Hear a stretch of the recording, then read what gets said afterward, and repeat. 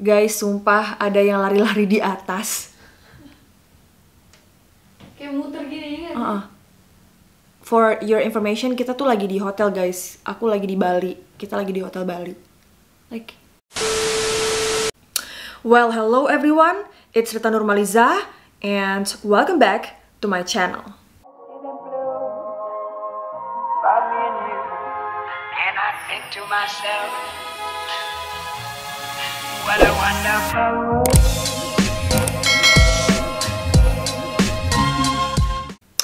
Nah, di video kali ini kita akan kembali membahas yang horor-horor karena aku tahu ya, pasti banyak dari subscribers aku ini yang kangen dengan cerita-cerita horor dari aku, apalagi paranormal experience aku yang nyata. Sayangnya paranormal experience itu kan sudah berakhir ya, jadi aku tidak bisa melanjutkan untuk bikin video tentang paranormal experience ya. Tapi jangan khawatir, aku akan tetap melanjutkan sesi horor di channel aku.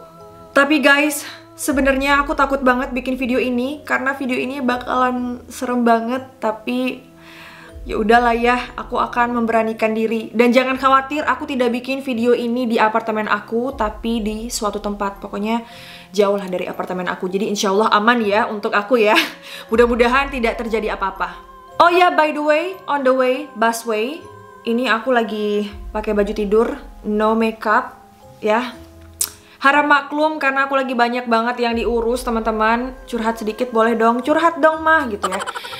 Aku lagi banyak banget yang diurus seharian, banyak kerjaan dan tanggung jawab, sampai lupa bikin video buat subscribers aku nih. Tapi jangan khawatir karena aku terlalu cinta sama kalian ini ya. Jadi aku sebelum tidur, ini sekarang udah jam berapa? Udah jam 9.36 guys. Udah jam 9.36, hampir jam 10 malam. Sebelum tidur aku langsung ingat, iya besok kan aku harus upload video, nanti subscribers aku nyariin. Jadi akhirnya aku bikin video ini on the spot alias secara spontan aja ya. Jadi ya begitulah, curhat sedikit. Oke, di video kali ini kita akan membahas tragedi kesurupan yang berujung maut paling heboh di dunia. Jadi buat teman-teman yang penasaran apa saja kasus-kasus kesurupan terheboh di dunia sampai merenggut nyawa, make sure to keep on watching. Oh iya, buat teman-teman yang baru di channel aku, halo, selamat datang dan selamat bergabung. Jangan lupa diklik tombol subscribe dan juga aktifkan notifikasinya.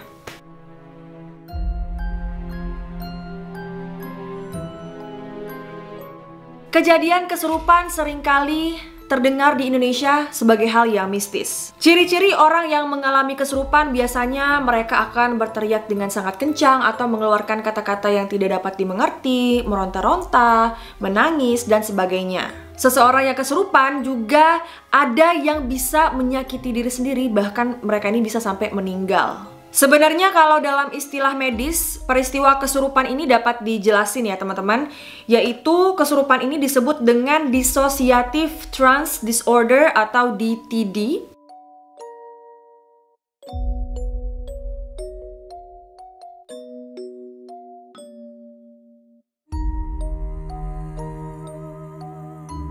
Nah, psikiatri mengakui fenomena kesurupan sebagai suatu kondisi yang ditandai oleh perubahan identitas pribadi. Banyak orang yang meyakini bahwa kesurupan itu disebabkan karena dirasuki oleh roh atau semacam kekuatan.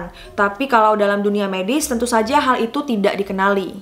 Oke, kita langsung aja yang pertama, kasus Anneliese Michel.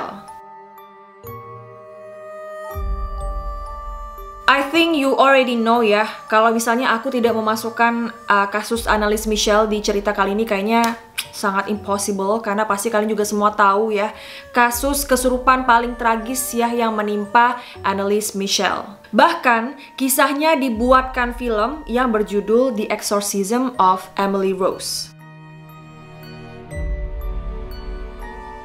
Kalian udah nonton belum filmnya? Harus nonton ya kalau belum. Saat Anneliese berumur 16 tahun, dia mengalami epilepsi dan gangguan jiwa. Nah, karena hal itu, Anneliese pun harus dirawat di rumah sakit jiwa. Pada tahun 1973, Anneliese pernah melakukan sejumlah percobaan bunuh diri. Dia menolak semua hal yang berkaitan dengan agama, meminum air seninya sendiri, dan juga sering mendengar suara-suara yang aneh. Meskipun sudah diberi obat oleh dokter, tetap saja hal-hal ngeri yang dilakukan oleh Anneliese tidak dapat dihentikan. Pihak keluarga Anneliese meyakini bahwa Anneliese Michel dirasuki oleh setan. Sejumlah pendeta juga telah dimintai bantuan ya untuk mengusir roh-roh yang ada pada tubuh Anneliese Michel. Akhirnya, ada 2 orang pendeta yang melakukan pengusiran atau exorcism pada Anneliese. Semenjak Anneliese dibantu oleh pendeta-pendeta ini, orang tua Anneliese pun berhenti memberikannya obat epilepsi dan obat gangguan jiwanya. Namun sayangnya, Anneliese Michel meninggal dunia setelah sejumlah exorcism dilakukan. Nah, bagaimana pendapat kalian dengan kasus Anneliese Michel? Karena ada beberapa pendapat ya tentang kasus Anneliese Michel. Ada yang bilang kalau Anneliese Michel ini memang sakit epilepsi ataupun ada gangguan jiwa gitu. Tapi ada juga yang percaya kalau dia ini memang kerasukan roh atau setan. Kalau kalian lebih percaya yang mana? Apakah kalian percaya dengan Anneliese punya penyakit atau Anneliese ini meninggal karena itu tadi, kerasukan roh?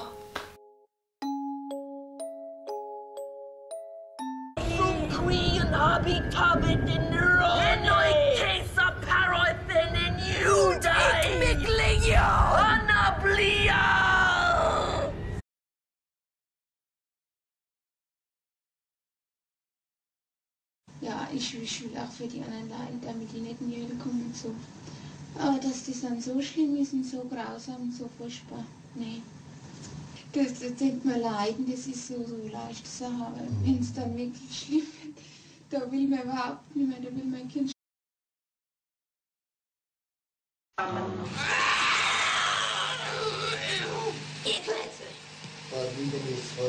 Nein, ihr Klötze!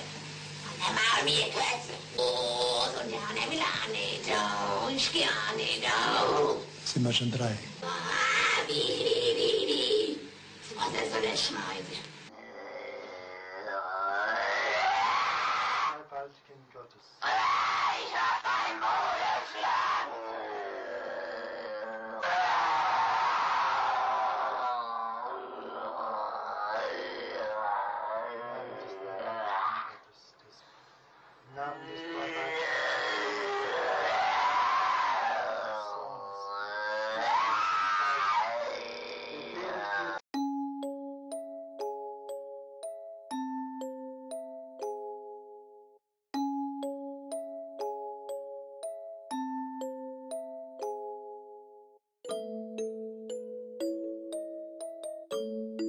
Yang kedua, kasus Rolando. Pada 1940-an akhir, Do diketahui mengalami kesurupan. Dia seringkali mendengar suara-suara yang aneh, bahkan dia mendapatkan luka seperti garukan di tubuhnya. Do juga seringkali berbicara dalam bahasa yang tidak dapat dimengerti. Hingga akhirnya keluarga Do membawa seorang pendeta Katolik untuk mengusir roh jahat di dalam diri Do. Pendeta mengatakan bahwa Do telah dirasuki setan. Saat melakukan pengusiran atau exorcism, Do seringkali berusaha untuk melukai pendeta tersebut. Saat akhirnya ritual pengusiran berhasil mengeluarkan roh yang ada dalam diri Do, banyak orang yang mencium bau belerang dari kamarnya. Nah, buat teman-teman yang penasaran dengan kisah Rolando ini, kasus dia ini pernah dibuatkan novel dan film yang berjudul The Exorcist. Itu filmnya bagus banget, highly recommended. Pokoknya kalian yang suka horor-horor nih harus banget nonton film ini.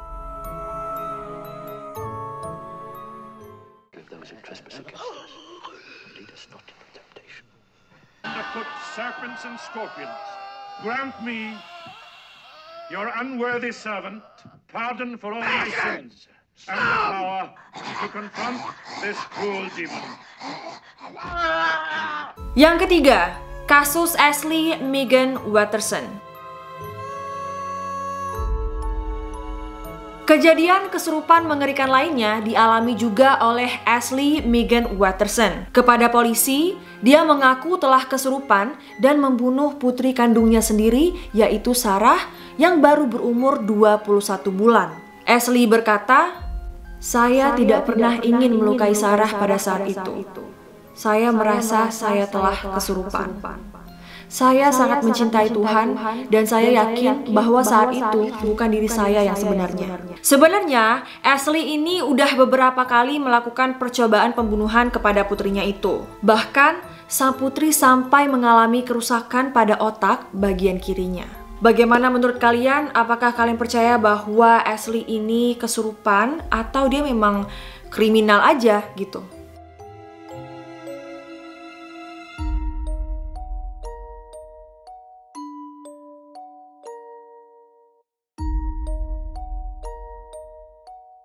Oke, lanjut. Kasus Michael Taylor.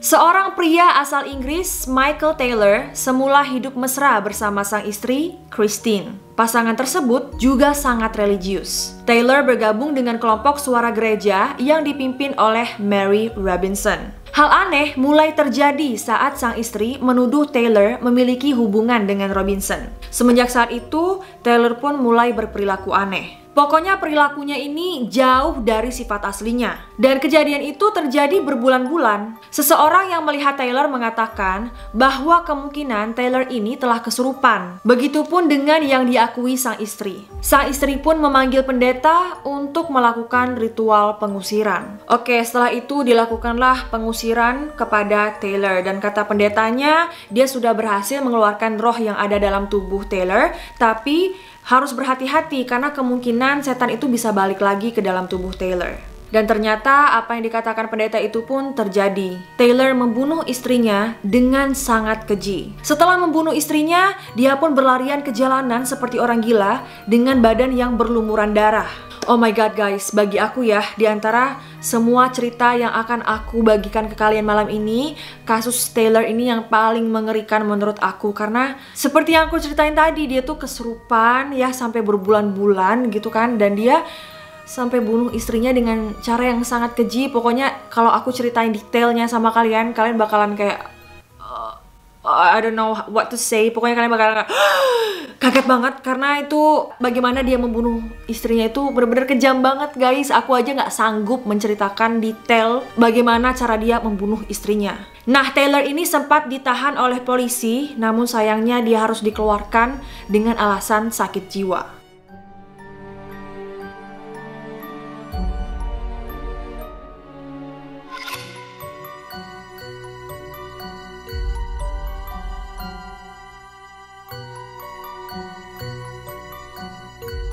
Apakah kalian percaya kalau dia sakit jiwa? Apakah kalian percaya bahwa dia memang benar-benar ingin membunuh istrinya?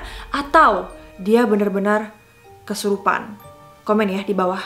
Oke, next. Yang kelima atau yang terakhir. Sebenarnya ada banyak ya, tapi aku takut. Aku mulai mendengarkan suara-suara yang aneh. Jadi hari ini kita ceritanya 5 aja. Kasus Fabianus Hallebere. Fabianus Hallebere yang berumur 22 tahun merupakan mahasiswa semester 6 Universitas Kristen Arta Wacana Kupang. Dia ditemukan tewas di kamar kosnya setelah kesurupan. Kakak kandung korban, yaitu Gaudensiana Abukbere, mengatakan bahwa Fabianus pada hari Rabu tanggal 5 April 2017 sekitar pukul 7 waktu Indonesia Tengah mengalami kesurupan dan sempat mengamuk dan membantingkan diri ke lantai kamar kos. Berdasarkan keterangan teman-temannya, Fabianus ini kesurupan dan dia meneriakkan kalimat-kalimat yang tidak jelas. Fabianus juga mengatakan kalau dia akan mati sekitar pukul 3 atau 6. Nah, saat Fabianus ini kesurupan, kakaknya dan beberapa teman kosnya ini berusaha menjaga dan menenangkannya. Namun sayangnya, sepanjang malam, Fabianus ini terus melawan dan terus berontak. Nah, mungkin karena udah berjam-jam ya menjaga Fabianus ini, sampai akhirnya teman-teman Fabianus dan kakaknya ini kelelahan dan ketiduran, teman-teman. Pada saat mereka bangun, pukul 6 waktu Indonesia Tengah, mereka pun melihat ternyata Fabianus sudah tidak bernyawa. Well, kalau di kasus Fabianus ini aku nggak tahu ya apakah kakak Fabianus dan teman-teman kosnya ini sudah memanggilkan ahli agama, baik itu pendeta ataupun ustadz, untuk mengusir roh atau setan pada Fabianus. Karena di artikel yang aku baca hanya segitu informasi yang aku dapatkan, tapi kalau kalian punya informasi tambahan boleh banget komen aja di bawah ya. cerita sama kita semua what happened that night.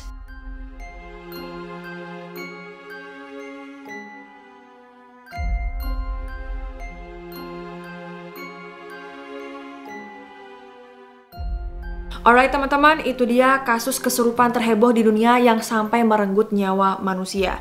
Tapi kalau aku sendiri, aku pernah mengalami yang namanya kesurupan dan aku pernah menyaksikan peristiwa kesurupan ya. Khususnya waktu aku masih SMA. Jadi waktu aku SMA itu ada kesurupan massal di sekolah aku. Biasanya itu kesurupan massalnya hari Kamis, Jumat. Pas kita baca Yasin tuh, gila gak tuh?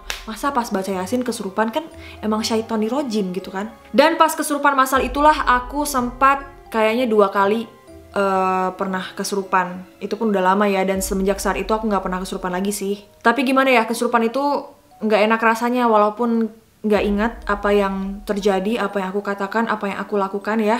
Tapi setelah kesurupan itu rasanya badannya pegel banget. Mungkin karena aku digotong orang-orang gitu ya, mungkin karena aku meronta-ronta terus dipegang-pegang gitu kan, jadi badannya setelah kita sadar tuh jadi kayak pegel. Dan juga kesurupan paling heboh yang pernah aku saksikan adalah dari sepupu aku sendiri ya. Dia pernah kesurupan sampai kayaknya berminggu-minggu, berhari-hari apa berminggu-minggu, pokoknya lama banget. Dan dia tuh aku ingat mintanya ke kepala kambing.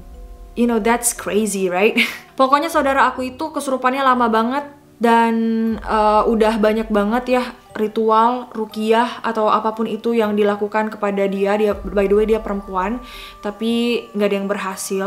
Sampai akhirnya aku nggak ngerti gimana caranya dia bisa sembuh dari kesurupan, tapi akhirnya dia bisa kembali normal. Tapi kalau itu cerita yang bertahun-tahun yang lalu waktu aku SMA. Kalau cerita yang baru ya, mungkin pas aku di apartemen yang lama itu, aku pernah melihat Devina kesurupan 2 kali. 2 kali apa 3 kali say? Ya sekitar segitu. Ya 2 kali kayaknya ya. Dan itu it's scary, it's so freaking scary. Dan amit-amit jangan sampai kejadian lagi. Sudah cukuplah itu saja please, karena nggak enak banget. Aku suka bingung gitu, aku mau ngapain nih kalau orang kesurupan, diajak ngomong kagak nyambung. Terus bisanya teriak-teriak mulu. Pokoknya aduh, jangan sampai lagi gue mengalami dan melihat orang kesurupan. By the way, kalau kalian punya pengalaman seperti itu, apakah kalian punya pengalaman kesurupan atau kalian pernah melihat orang kesurupan, komen juga ya di bawah. Pokoknya di kolom komentar kita sharing-sharing cerita yang serem-serem gitu ya, supaya kita bisa sama-sama olahraga jantung kali ya. Oke. By the way, that's all for today's video. Thank you so much for watching. I hope you like this video. Kalau kalian suka, jangan lupa di like, share, comment, subscribe, and turn on post notification supaya kalau aku upload video baru, kalian tidak ketinggalan. Maaf ya kalau misalnya video cerita kali ini tidak seru seperti biasanya, ataupun cara bicara aku tidak seperti biasanya yang mungkin formal, tapi sekarang aku pengen kayak lebih enjoy, relax, lebih lebih fun aja gitu, supaya kalian gak bosen dan juga gak takut-takut amat karena cerita kita horor banget guys malam ini. By the way, thank you so much for watching. Semoga video kali ini bisa menghibur, gak mungkin ya menghibur ya. Semoga bisa menakut-nakuti kalian. Semoga bisa menemani waktu kalian di rumah ataupun di mana kalian berada. Thank you so much for watching. I love you all and I'll see you in my next video. Bye guys. Ambil apa dong? Handphoneku bunyi guys. Halo sayang, babkan oleh kesarukan. Iya guys, ada orang lari-lari. Kok gitu ya? Perasaan kemarin gak ada kan? Gak ada. Oke, next.